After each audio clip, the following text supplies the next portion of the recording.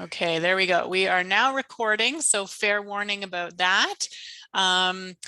After this talk, the recording will be posted in our YouTube channel. So in case you have someone that you'd like to share it with, or you want to watch it again, it will be there. Speaking of social media, you can also find us on LinkedIn and Twitter if you search for KWSQA. And so with that, I will welcome you all to our April 2022 virtual quality talk. Nice to see everybody out. And I will start with some thank yous as usual. So again, D2L continues to support us by allowing us to use their Zoom account for these meetings. And I'd also like to give a thanks to everyone else on the KWSQA board. We all work together to bring you these events and the other things that we do in our organization. Even though you typically only see my face at the start of these meetings, it's a team effort for sure. And speaking of thank you and acknowledgement, as usual, again, I would just like to say that our KWSQA head office is located on the Haldeman Tract, which is land that was promised to the Haudenosaunee people of the Six Nations of the Grand River. It's also within the traditional territory of the Neutral, Anishinaabe, and Haudenosaunee peoples. And we acknowledge that we're very privileged to be able to live and work and build our software quality community in this great region. Reminder about some fun things you can do on our website. So kwsqa.org. You can submit proposals. We have sort of an ongoing call for presentations available for these virtual quality talks. We've also got a CFP open for our Targeting Quality conference. Or if you're interested as an organization in partnering with us to host a testing games event, you can also submit our form for that as well, and we'll be in touch about how to get that organized. You can also purchase a membership to the KWSQA. It's not required that you have a membership to come to these events. They're free. But if you do purchase a membership, it means that you can support our organization. And it also means that if you're locally located within our general region, you'll be eligible to vote in our election at the end of the calendar year. Finally, if email is your preferred communication method, or you just want another communication method outside of the social channels I mentioned earlier, you can also sign up for our mailing list on the website. Reminder about where we're at with targeting quality. So we're hoping to be able to hold it September 26th and 27th at the Cambridge Hotel. We do have the CFP open, so if you have an idea for a presentation or a lightning talk or a workshop, as I mentioned, please visit our website and find your way to the form where you can submit those. We're hoping to make a go, no-go decision on this by June sometime, so we'll still keep you posted, but as of now, we're hopeful. Looking ahead to next month, we have a quality talk, another virtual quality talk planned for the end of May, but we're just kind of sorting out the last finalization for that. So we're not going to officially announce the speaker name or title today, but we'll let you know very soon through all the usual channels once we have that fully firmed up. Looking ahead to the summer, we decided that we'd like to do a KWSQA social again this June. So that was sort of normally what we would do in June before everything changed on us a couple of years ago. And so it's our tentative plan. We'll confirm as it gets closer, but hoping to use the patio at Arabella Park for a KWSQA social on Wednesday, June 22nd. Given that it's so far looking like we're going to be able to organize the conference for September, we will take a July and August summer break from the virtual quality talks. Again, this was something we typically did before the pandemic was kind of closed down this series for the summer. We've kept it going through the summers for the most part the last couple of years because, I don't know, not as many people were taking vacations and we didn't have a conference that we were prepping for, but I think this year we will take July and August off in order to help us focus on planning for targeting quality. And then, yeah, September targeting quality, we'll hope to see you there. There wouldn't be a quality talk during that month either. It would be our hope that we can see you at the conference instead. Okay, almost through the intro here. Code of conduct reminder, as always, this code of conduct applies at both virtual and in-person events. And if you have any questions at all about this or need to report any incidents or potential incidents or concerns, please do reach out. You can use our info@kwsqa.org email address for that. Final reminder is that after this meeting, you'll receive an invitation to complete a feedback survey about this session. And we really value the feedback that we hear from you. It helps us to know what's going well, what's not, what kinds of speakers we should focus on bringing in.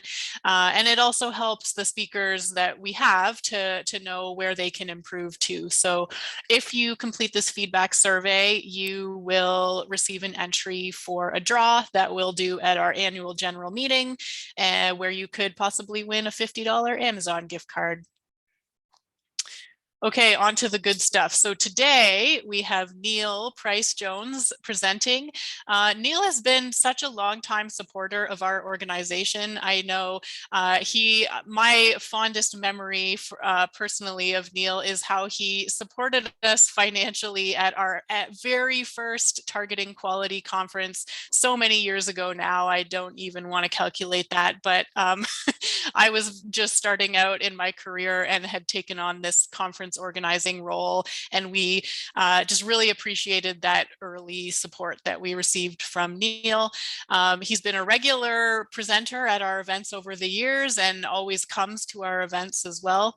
And he actually is involved in running a similar software quality focused organization over in the Toronto area. And so our two groups have often collaborated and communicated on many topics in the past. So anyway, we're very pleased to welcome Neil back today and looking forward to what he has to say about TMMi. So I will stop sharing so that you can get your slides on the screen, Neil. Okay, so with some luck, you can both hear me and you should be seeing the full screen.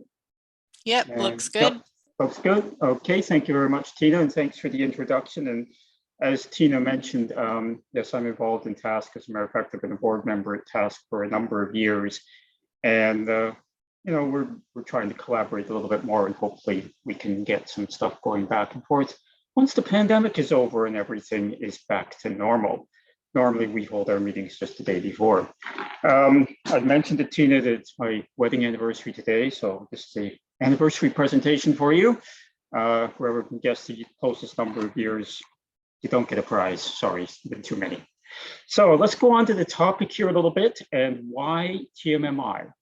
Or maybe I should have just rephrased this as why any model at all? So TMMi is a model for test execution. It's also a model for organizing testing and mentoring testing and making sure it happens. And the question is, why should we bother with a model? Which is why the title, why TMMi? However, I do want to confirm this is not modeling the system and using that to drive tests. This is a model for organizing and tracking testing. Nothing to do with actual, testing in the sense of the actual execution or what an application under test looks like. Oops. Okay, why is that not going down? Let's try that slide. There we go. Contact information in case you want to talk about this or anything else, you can find that off of my website clearly at any time. Don't worry about that too much. It will also appear at the end. So just a quick introduction to TMMi, and they classify it on their website as the testing equivalent of CMMi. And for those of you who are familiar with the capability of maturity model integrated, this is the test maturity model integrated. And these are all well explained in the various manuals, but TMMi really maps quite closely to CMMi. If you know CMMi, you're probably 50% of your way on to TMMi. So don't worry too much about how it looks. This is something that's very progressive, very similar to you. So number one, it is the testing equivalent to CMMi. Number two, just like CMMi and all the structured models, you look at progressing through the levels. Okay, so there are 5 levels, just like there is with CMMi, and each one builds on the previous one. Within each level, there are process areas between about 4 and 7 per level. And those are items that you have to pass if you elect to go and be certified as a TMMi shop. Now, that's not going to be the intent of the meeting today or the intent of my explanation. It's just what you have to do if you decide to do that. So there's several process areas within each level, and we'll have a quick diagram if you haven't seen that, showing what those look like. Within each process area, there are specific goals which must be present to achieve this process area. So if you want to be certified, or if you want to know if you passed, or if you want to know what has happened, the specific goals tell you what you have to have done in order to achieve that particular process area. Nothing new there. Again, the same as CMMi, the same as almost any other model. They obviously have things you want to pass in order to get there. There are specific practices outlined in the documentation, and they help to achieve the specific goals. And this is a nice acronym heaven. By the time you finish, it's like, which acronyms do we think about, which don't we think about? But there are specific practices that will guide you in the gating of the specific goals. And then there are generic goals, which cover multiple practice areas, and generic practices. This is all outlined there. They're all nicely detailed. They explained it very thoroughly within the manuals. I just want to put this through so you're clear on what is there. They are all well explained. So here's what the model looks like very, very closely. I know these are quite small. I will expand them a little bit later. So let's just go across the titles. This is the overall model. Level 1 is achieved if you test. Okay, so if your organization tests, you're automatically level 1 TMMi. Okay, by the way, if you don't test, then you're not. But anyway, that's just kind of the bottom level here. So level 1, the initial level, if you test, you're considered to have passed level 1. Not sure if you can read this. As I said, we will go down through it a little bit. But level 2, as an introduction, is why and how, and the high level how for test plans, watching what is occurring, designing the tests and executing them, having a test environment. Many of the groups I've dealt with pass some, but not all of these. If you get to level 3 or look at level 3, you'll see the words test organization, test training program there, a little more concentration on the people aspect. So we start talking about having an organization in there, career paths, having a test training program, all the sort of things that help us progress in our career and make sure that we are actually, enhancing our abilities and enhancing our way of working. They also talk about test lifecycle integration. They introduce non-functional testing, and they introduce static testing, the peer review side. So this is level 3, it's defined. Level 4, like CMMi, strikes me as a little bit late, and this is just my personal opinion. You'll see there that it says level 4 is measured. Now, with all the tools that we have in existence right now, there is almost no effort involved to measure a lot of our testing. If you run your stuff through a management tool or use a management tool to determine what you've done and how long it's taken and how many bugs and everything else, you've got all of these test measurements already. This is nothing new. The test measurements are already there. The other one, which is rather interesting, however, out of level 4, which is a little tougher from my point of view, is a product quality evaluation. And this is intended to be an objective evaluation of the quality of the product, not the quality of the testing, not the quality of your processes, not the quality of your methodology, but the actual product is being evaluated for its quality. And that's a little tougher because there's an awful lot of definitions of quality out there, adherence to requirements, does what it's supposed to, satisfies the user, runs without bugs, which is the lowest level one. A lot of product quality metrics are out there. How do we actually objectively evaluate the quality of the actual product? And it comes into level 4 here. And then finally, excuse me, level 5 optimization, very, very, of course, similar to CMMI. We're going into defect prevention, optimizing the test process I'm using, and quality control, which again strikes me as a little bit late. So those are the 5 levels in quick. I'll just expand them a little bit in a few slides. But why would we even want to consider this? This is not a trivial effort, okay? Even the evaluation, and that's what I'm going to show you in the second half of the presentation, is the evaluation we carried out for a particular organization, which unfortunately I cannot name. Why would you even bother? Okay, and I came up with 3, sorry, I've been talking a lot recently, 3 basic reasons why you might want to consider TMMi. Number 1, does it give you a competitive advantage in the marketplace? And this one, I think, is something that's going to get more and more critical for us. 1 or more of your existing clients demands to see a process for testing your quality assurance that adheres to some standards. Or new clients who might want to purchase your product indicate that this is a deal breaker. Okay, so your competitive advantage is one of the reasons why you might want to consider having TMMi. And you can measure your ROI for this, and I mentioned that as part of the presentation deliverables, over the cost of implementing TMMi against the gains from the clients. So if a client says to you, you know, I would purchase your product if you can show me a proper test process that's in place and being adhered to, that's your payback. Question is how much and how long will it take you to implement TMMi? I have clients where I would like to enforce TMMi on my suppliers because I'm getting software that is poorly built, poorly organized. I'm unable to tell what's fixed and what's not fixed. As a matter of fact, I was telling Tina, I was down at a site this morning trying to make it work, and we're supposed to go live with it on Friday night, and it is life-threatening if it doesn't work. This scares me. This scares me very thoroughly, that something that is life-threatening is not properly controlled and organized. And you know, you can go to the papers and find examples of this. This is not anything new. The second one is regulatory requirements. And this is another big one. I see Jim nodding his head here. And saying something here.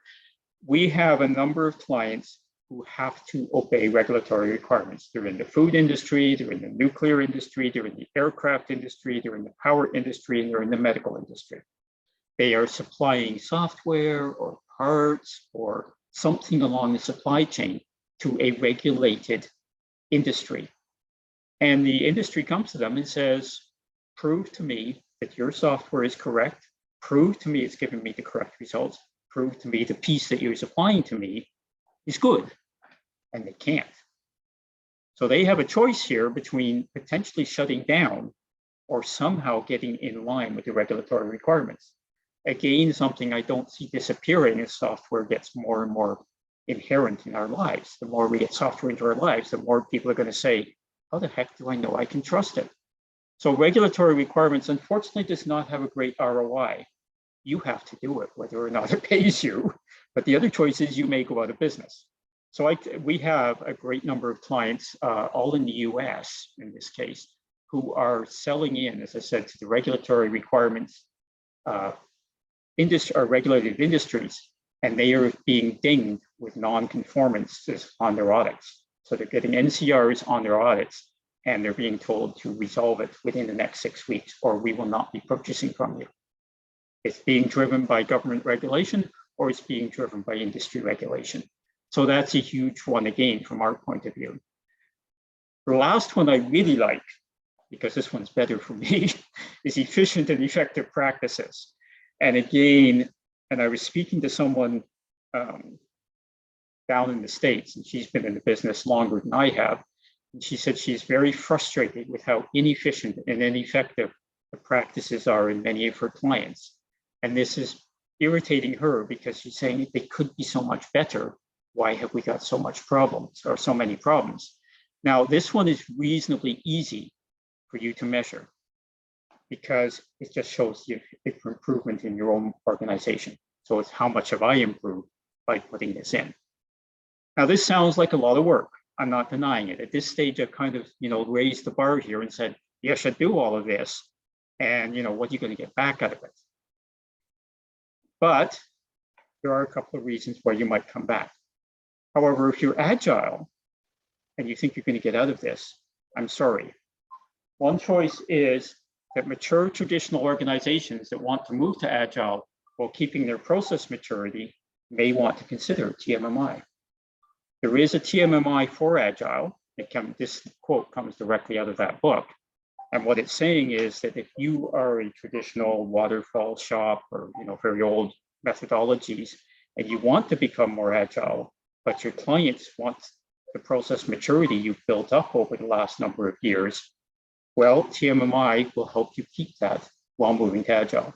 So if you think you're going to escape on the grounds that you're agile, I'm sorry, there are reasons for doing this.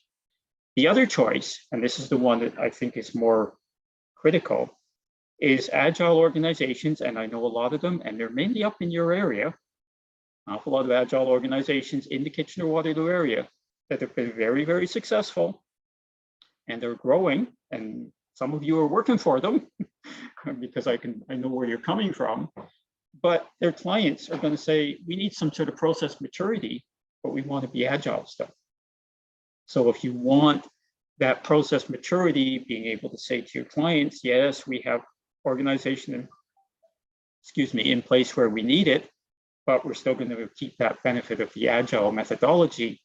Well, there is TMMi for agile as well. So that is not a lost cause in this case. You can use it there. Now, one key consideration, and these come directly from the TMMi guide. When you start thinking about this, the intent of the TMMi model is not to impose a set of practices on an organization. Okay, many models have that reputation. You shall adhere to my model. Don't ever go away from it. One step out and you failed everything. It's not the intent of the TMMi model to impose a set of practices on an organization. The intent of the TMMi model is to take what you've got and see if you can make it better. So what I'm suggesting here is go look at it. See what you could use. See what might help you. See what you could use to benefit your organization. And don't worry about the rest of it. Don't worry about the rest that doesn't apply. Just simply use the pieces that will help you. And frankly, and you'll see in the study that we did, that is exactly what we did. We said some parts of this, not applicable to this organization, and it wasn't. Or we have a methodology for handling that. TMMi is perfectly happy with that. They don't mind if you have a different methodology, as long as you thought about it and done something about it. The other thing that they say is, it is not to be applied as a standard to which one must prove compliance. You're not being forced here to do anything. It's more like, how could you benefit? What could you gain? What could come out and help you get a little bit better at your job? Or alternatively, with the organization or the other piece of it with the regulatory. So used appropriately, and this to me is another key point, TMMi can help you locate the testing areas where you could do better.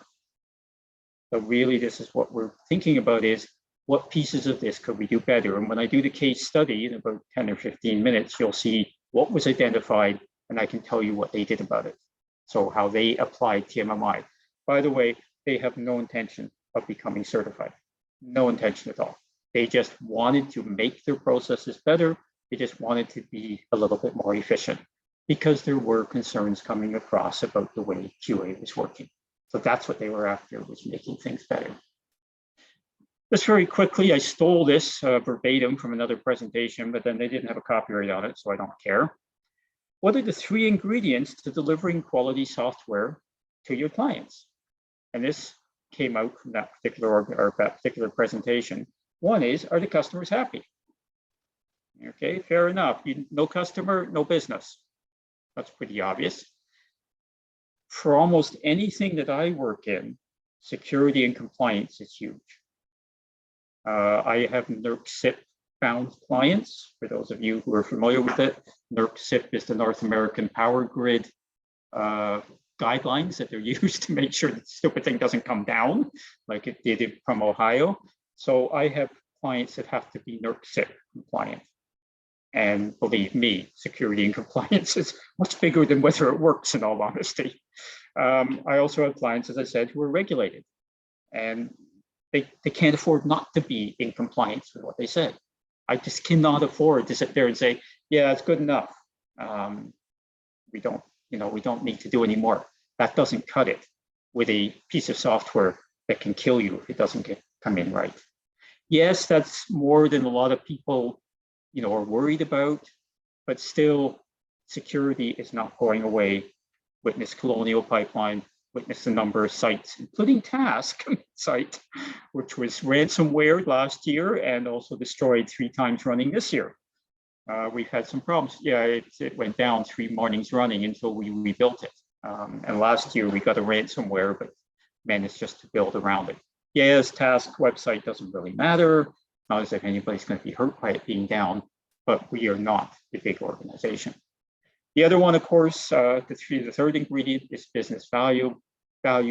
Is it available on the right platform? Does it perform? Is it usable? And we all know what to say about that generally over time. Are there any questions at this stage? I'll take them. I don't know if there's anything in the chat window. Sorry, I have to lean over. Yeah, I don't know what. Stop calling me, people. There's nothing, I'll just keep going, but feel free to ask at any moment. So as I mentioned to you earlier, TMMi Level 1 is initial, and with apologies to René Descartes, I test, therefore I am, and Level 1 is achieved if you test within your organization. So we automatically, I'm assuming that almost anyone on this call would pass Level 1. Level 2, to expand a little bit, and you can probably see it a little bit better now, getting the documents and the processes in control. So do we have a test policy, which answers why we test? Do we have a strategy, which is a high level, how do we test? Do we have test plans in existence? Do we do some sort of test monitoring and control over time? Do we have a process for test design and execution? And do we have a place to do our testing in terms of a test environment? And this could be, not just the actual hardware, software. This could be the entire milieu in which you test. In other words, the entire surroundings. So most groups have some of these, but not all of them. Many of the groups I've spoken to have test plans. They have some test monitoring and control. They certainly have test execution. They have not really considered test design. Test environment tends to get scrambled, and policy and strategy tend to be somewhat foreign terms for them. They don't know what those are. Level 3, as I said to you earlier, a little bit more focus on the people. So do we have a test organization in the larger organization that is actually focused on testing? Do we have a test training program for the tools? Is there a life cycle for the testing, and is it integrated with the development cycle, or is it just a one step in the process?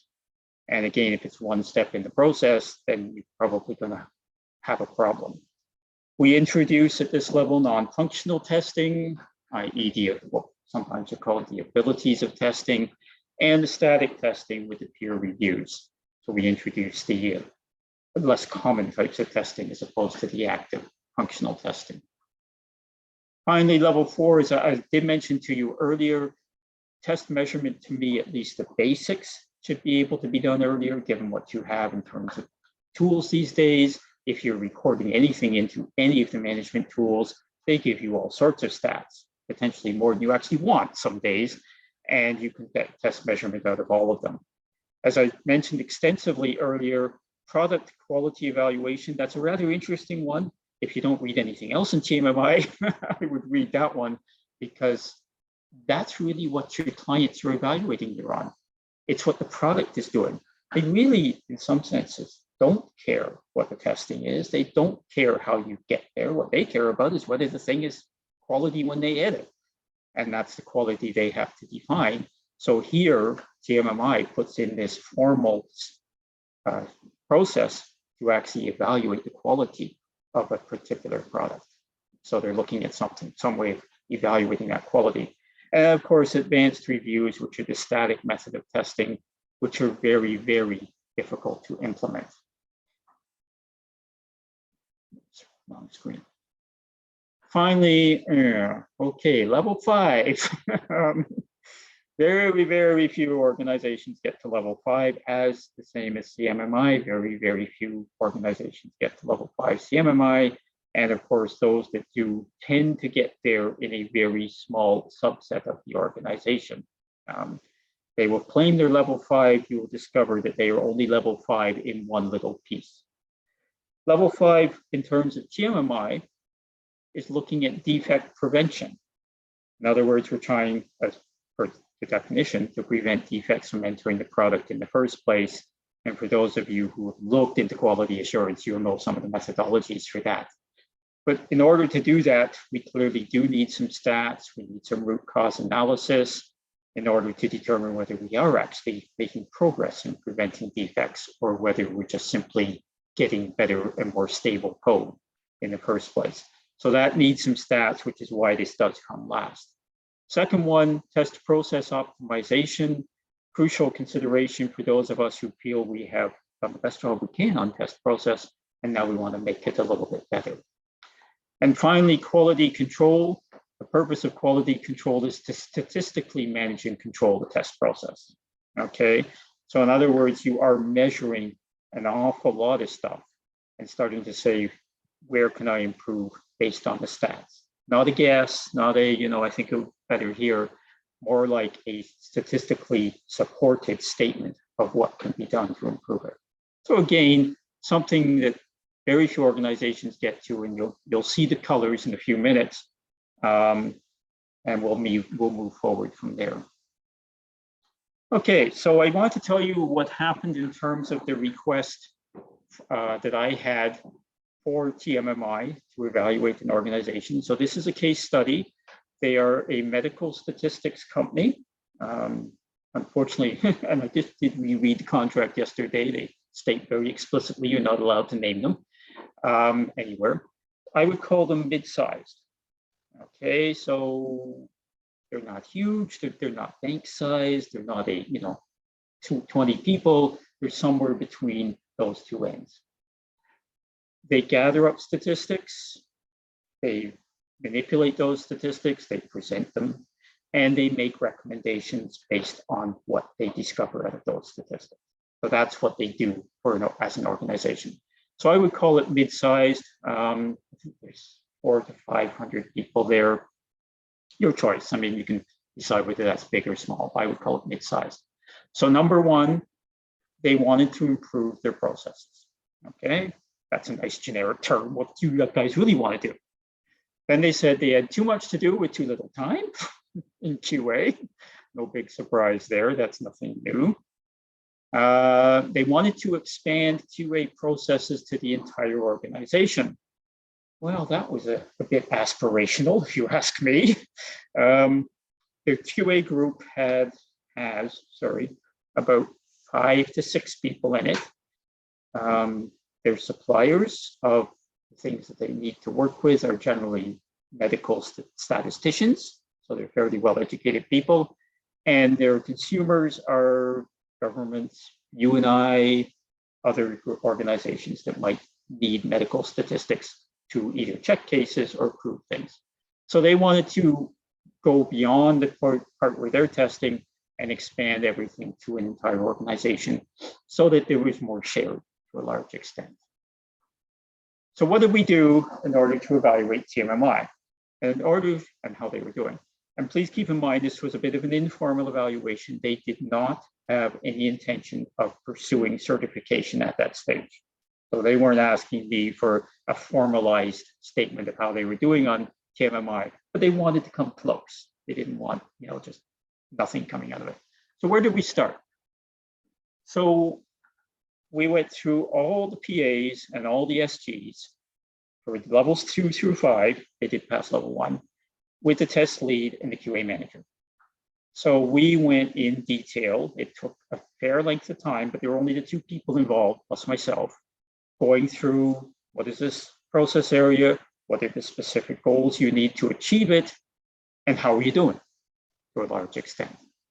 And I went through everything from 2 through 5 with the test lead and the QA manager. Items that they said, we don't do that, we don't know what that is, we've never seen that before, we have no idea what will happen, what's coming, we didn't take any further. Just marked down as not addressed in this organization, not known about, no idea what we're going to do with it. And we just skipped that. Next step was I evaluated the remaining items with the customers of the QA department, both internal and external. So I evaluated it with the people who received whatever reporting the QA department happened to do or whatever the product was that they happened to be testing as to how the QA department was operating in the organization. We cut that to the remaining items, didn't handle anything that wasn't there. We didn't bother with anything that they said, we don't do that. Then I spoke to the suppliers to QA, both internal and external. And most of those obviously are some sort of development group, but some of them are statisticians who are supplying data that has to be presented. Others, I don't know, actually, apart from that, I think that was really the only two groups we could think of, developers and statisticians. So I spoke to them about the QA department as well. And all of those I went, except for those who were remote from the office, for the in-person interviews. This was, of course, pre-COVID, so I managed to see them in person for the most part. We did a combination of CSQA and TMMi questions. So in addition to doing the process areas that were there, I also talked to them a little bit about generic processes from CSQA. So we took a look at how things were done, how things were supplied, how things were delivered. What's the best thing they did, what's the worst thing they did, or what's the best thing they could improve on, etc. So I got a feel for how the QA department was viewed within the organization by a number of their both customers and suppliers. Then we dug down at the QA interviews, and we did in-depth interviews with all the members of the QA department for all of the TMMi process areas that had not been removed. So I just simply went in detail with them and said, what do you think of this process? Do you do it? How do you do it? What's involved? And how could you improve upon it? Oddly enough, there were contradictory answers. There were some people who said we do this and other people who said specifically and very adamantly, we don't do this, and we never have. Sometimes I think it was a question of English. Other times I think it was just a question of misinterpretation. Other times they fervently believe that something that somebody told me they didn't do. So I'm not sure. I have a feeling for the most part it was misinterpretation. We did some specific goals, but generally I kept it at the PA level, process area level, just to make sure that the interviews didn't take too much time. I had evaluated and counted the results, and we drilled down and went back to make sure the information was clear. Again, this was a minimal impact on the organization at this point. I really hadn't taken a lot of time out of anybody's schedule. Now I'm going to display the results here. I'm not asking you to read them in detail because they are generally fairly small. I'm just asking you to look at the colors and see the progression of the colors. So level 2, we did a green, orange, red type stoplight type thing. And I'm not sure if you can read that. I know I can read it on my screen. It may be a little bit small on your screen. Don't worry about it too much. As you can see, 1 through 6 were green. We do this. It's inherent. We've got a process. We're all ready. We don't feel we can improve upon this.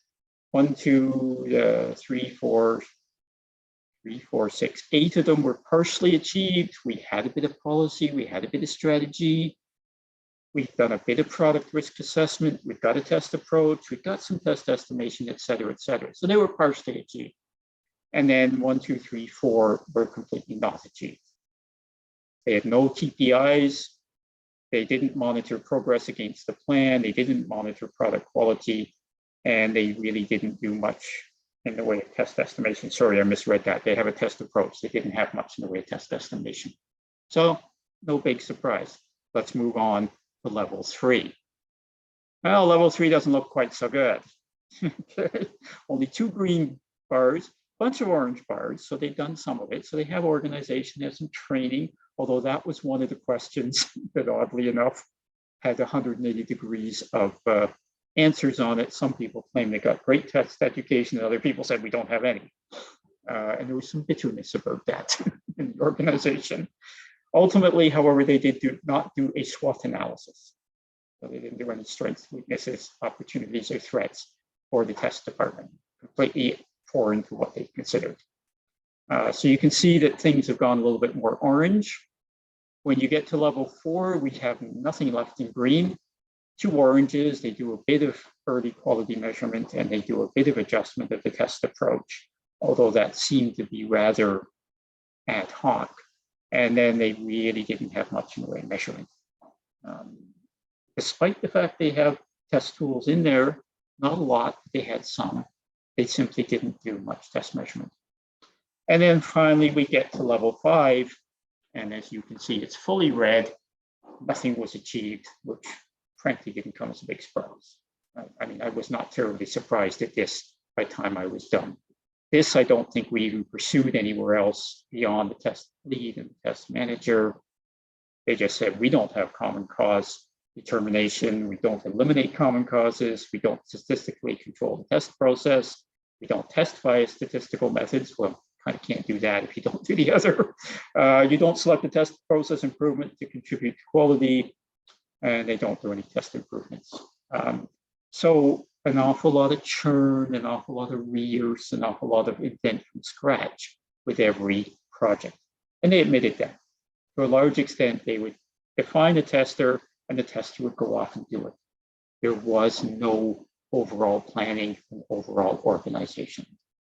So that's where we were I'll be honest with you, this is now pre-pandemic, so 2019 late, that's where we were. So what's happened since? They were working remotely. So what now? Well, I cannot show you the mind map, unfortunately, because I don't have the correct software, but they did define all the processes they needed to do. They were later incorporated into the test strategy and plan. So they built a bigger test strategy and a bigger test plan. Collaboratively, we built one. Individual tasks, they tracked through JIRA. So they were kept in a stack of issues in JIRA.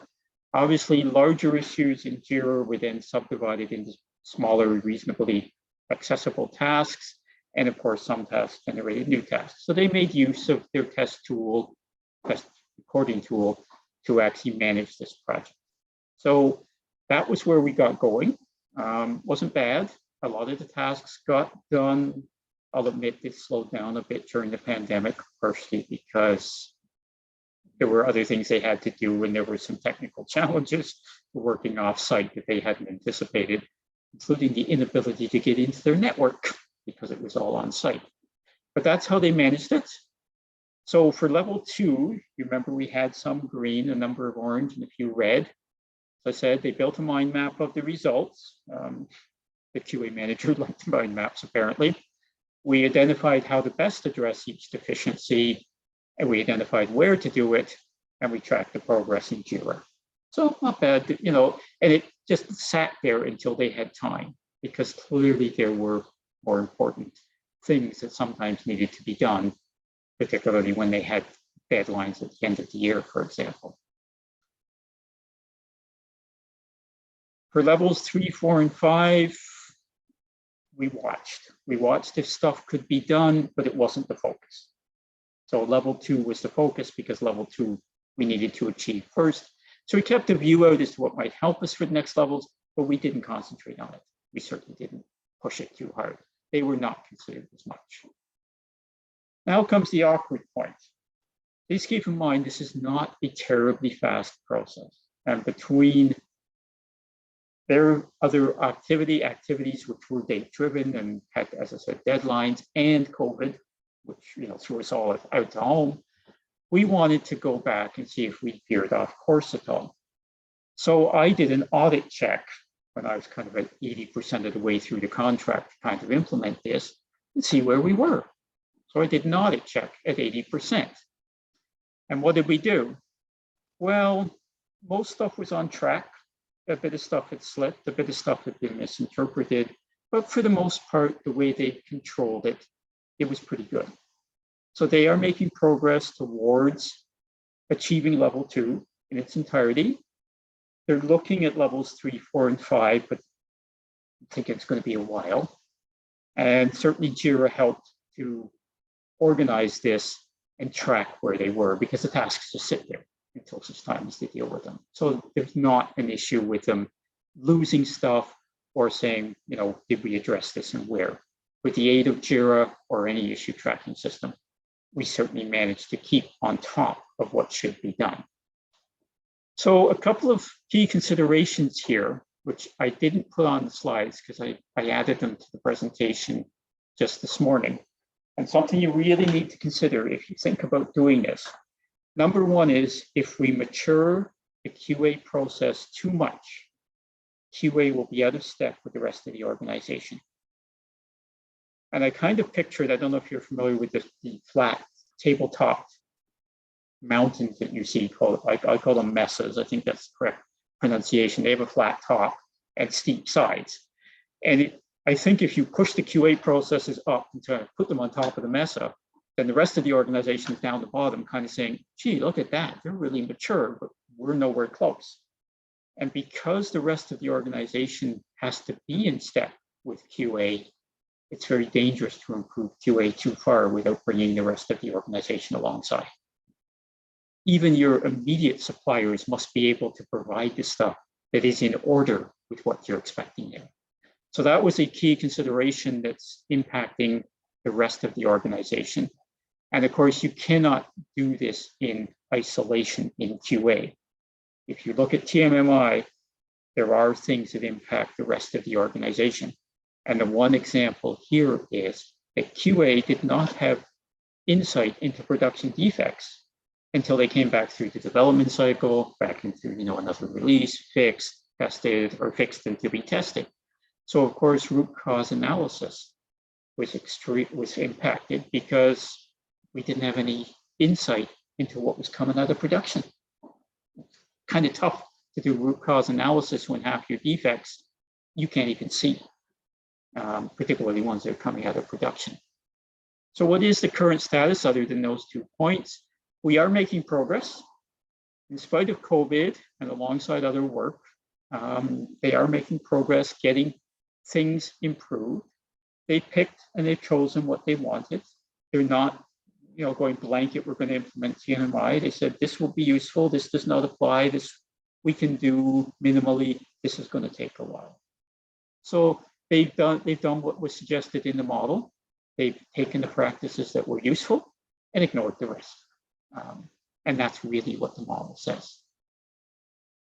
So my key consideration for TMMi, used appropriately, TMMi can help you locate the specific testing areas where change can provide value given the business objectives.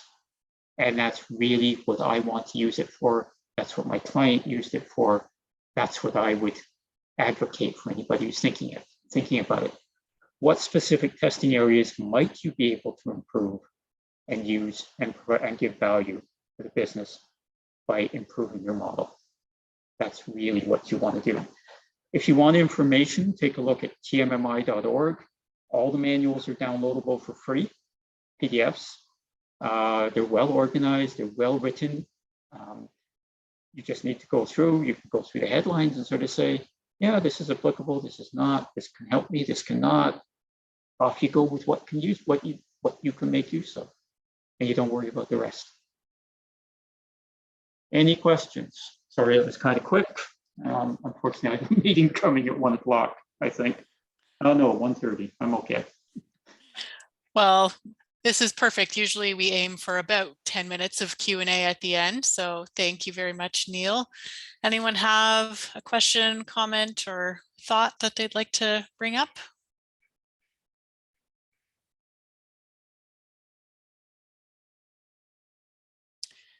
If no one else wants to jump in, I'll start with one. So when you were sort of running through the kind of themes of each of the different levels, I forget which one, it might have been level 3, said that a test organization is one of the things that you need. And I'm curious to know a little bit more about that, because I sort of feel like you could do all of the activities that were described regardless of what your org structure is. So maybe I'm misinterpreting what's meant by test organization, but curious if you have any additional context about that. So I guess, Tina, the quick answer is yes, you could do them all without having a formal test organization. If that, I think that was what you asked, right? Yes. Yeah, like it just seemed yeah. like you could do those things Yeah. regardless of whether you had like a sectioned off testing organization you within your could. company.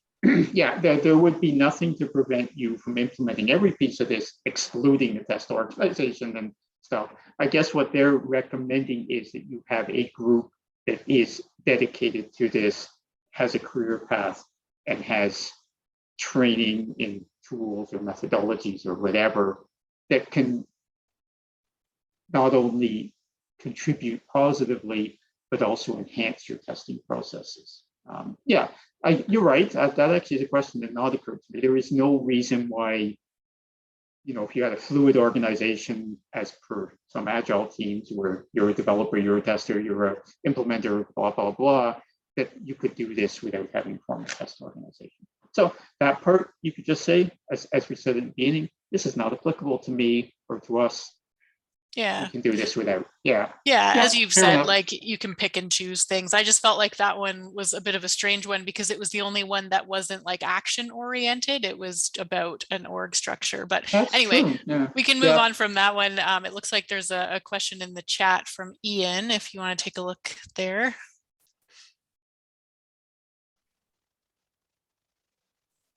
You mean that the 3 items? Sorry, Ian, hang on, it scrolled down here.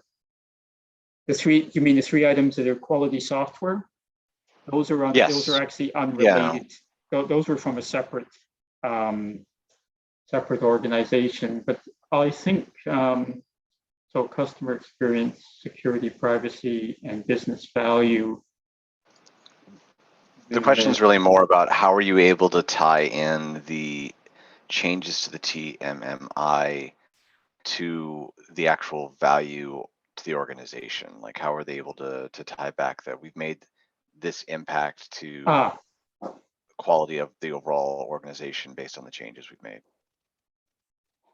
Yeah, that's the cart before the horse problem to a certain extent. This is the one that I think, if I'm interpreting your question correctly, this is the metrics one. You need the metrics first in order to prove that your improvements have actually had a positive impact on what you're doing. Would that be a fair interpretation, Ian? Yeah, I know in some organizations they want to know, okay, we'll make those changes, but what's in it for me? What's in it? Yes, that is the change metric. What's in it for me? That has to be addressed up the front. As a matter of fact, I did a bunch of blogs on that over the last couple of weeks, dealing with change management. So statistically, if I want to demonstrate it normally to upper management, you need to have those stats. It says on average, our project takes X this time. And if we implement those changes, it's going to take Y, and hopefully Y is less than X. This is an endless problem because, of course, you have to measure the identical process, quote unquote, even though you've changed it, before and after. And the other question from what's in it for me would be an improved work process that would make it simpler and easier. And some of them, in all honesty, are fairly simple and straightforward. And it's astonishing how few organizations have them. But one of the things that talking about the wall is repetition or redundancy or lost work. And you go back at the end of the project and you say, why did I repeat myself so many times when I could have avoided it by simply doing it properly at the beginning or building it properly at the beginning? And that's a metric that comes out of a PIR where I can demonstrate quite thoroughly that I wasted many weeks doing something that I should have spent on doing something else. But I mean, from the point of view of my 3 items for ROI, the one about, you know, whether you have a customer or not, you have to look at the cost of losing that customer, the incremental cost of losing that customer over the cost of implementing this, and of course, amortize it over a number of years. This organization is what the English would call a quango, which means it's a quasi-autonomous, non-governmental organization. Sorry, I love the term. It's just, it's a wonderful term to call it a quango. So they are not for profit in a sense, which makes it a little more awkward to even prove that they're being better. But they do have a limited budget and an increasing amount of work to do within a fixed budget. It's like any other quasi-autonomous non-government organization. It, you know, here's your budget for the year, use it or lose it. Sometimes I think I was part of the use it. And then when they ran out, I was part of the lose it. So, but they still have to get their work done within that budget. So we definitely have cut the time for test planning. They are in the process of improving the time for test estimation. They are, the overall quality, a little harder to measure in at this stage. I acknowledge that, and I will also, and I'm not using this as an excuse, COVID has not helped because I'm not next to you saying, you know, has this improved your life? So we're partway there, we're not perfect. And yeah, not as good as I would like, I guess would be my quick answer. All right, we are just about at time here, so we will wrap up at that point. If you have other questions that you think of later or you didn't get a chance to ask, you've got Neil's contact info on the screen here. But thanks everyone for coming out, and thanks especially to Neil for coming and sharing your experience with TMMi. It was a good story to hear and good perspective to understand. So until next time, everyone, thank you. Thank you.